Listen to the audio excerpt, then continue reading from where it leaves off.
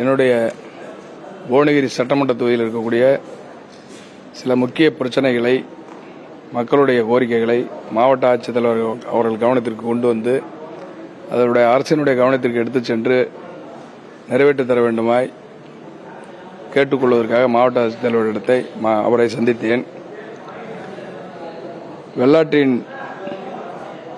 வெள்ளாற்றில் கடல் நீர் உட்புகுந்து கிட்டத்தட்ட 25 கிராமங்கள் நிலத்தடி நீர் பாதிக்கப்பட்டு விவசாயத்திற்கும் குடிநீருக்கும் ஏற்றதாக இல்லாத சூழ்நிலை உருவாகின்ற காரணத்தினால் ஆதிவராநல்லூர் அருகே வெள்ளாற்றின் குறுக்கே தடுப்பணை கட்ட வேண்டும். அதேபோல புவனகிரி பேரூராட்சியிலே கடுமையான போக்குவரத்து நெரிசல், புறவழிச்சாலை அமைக்கப்பட வேண்டும். சேத்தியாத்தோப்பு பேரூராட்சியிலே சக்கர ஆலை இயங்கி வருகிறது. அந்த கரும்பு ஏற்றி வருகின்ற வாகனங்கள் அதிகமாக வருகின்ற காரணங்களில் விபத்துகளும் போக்குவரத்து நெரிசலையும் குறைப்பதற்கு அந்த சேத்தியாத்தோப்பு பேரூராட்சியில் உள்ள சாலை இருவழி சாலையாக மாற்ற வேண்டும். அதேபோல கம்மாபுரம், புவனகிரியில் தீயணைப்பு நிலையங்கள் அமைக்கப்பட வேண்டும்.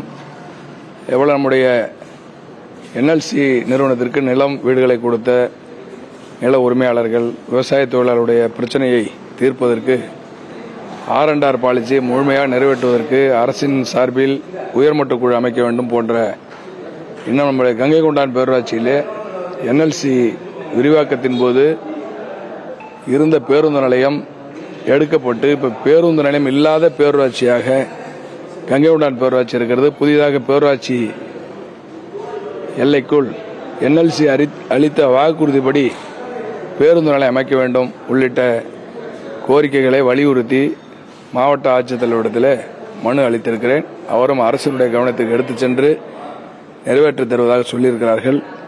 கடந்த 5 ஆண்டு காலமாக சட்டமன்றத்தில் பேசியும் பலமுறை மக்கள் மத்தியிலே போராட்டங்கள் நடத்தியும் திமுக அரசு இந்த முக்கிய மக்கள் பிரச்சனைகளில் கவனம் செலுத்தவில்லை. எனவே மீண்டும் அந்த பிரச்சனைகளை அரசினுடைய கவனத்திற்கு கொண்டு செல்ல வேண்டும் என்பதற்காக மாவட்ட ஆட்சியாளரை சந்தித்து மனு அளித்திருக்கிறேன்.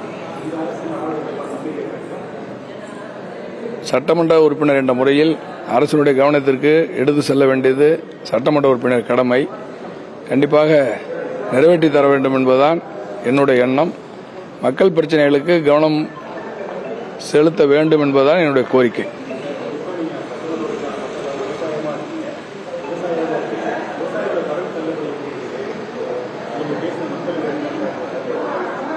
கடன் தள்ளுபடியை இந்த அரசு, தாவேக அரசு செய்திருக்கிறது. ஆனால் தேர்தல் சமயத்தில் அளித்த வாக்குறுதிப்படி செலுத்தவில்லை. இன்னைக்கு அவர்கள் ஒரு விதிமுறையை வகுத்து கடன் தள்ளுபடி வாக்குறுதியை நிறைவேற்றிருப்பதாக சொல்கிறார்கள். ஆனால் அவர்கள் அளித்த வாக்குறுதியை நிறைவேற்றவில்லை. இந்த அரசு விவசாயிகளுக்கு மட்டுமல்ல மக்களுக்கு கொடுத்த வாக்குறுதிகளை நிறைவேற்றுவதிலே கவனம் செலுத்த வேண்டும். சட்டத்துக்கு கால அவகாசம் கொடுக்க வேண்டும். இருந்தாலும் இந்த ஆள் பிடிக்கிற வேலையை விட்டுவிட்டு மக்கள் பிரச்சனைகளை ஆட்சி எப்படி நடத்துவது என்பதை பற்றியெல்லாம் அவர்கள் முன்னெடுப்பு செய்ய வேண்டும்.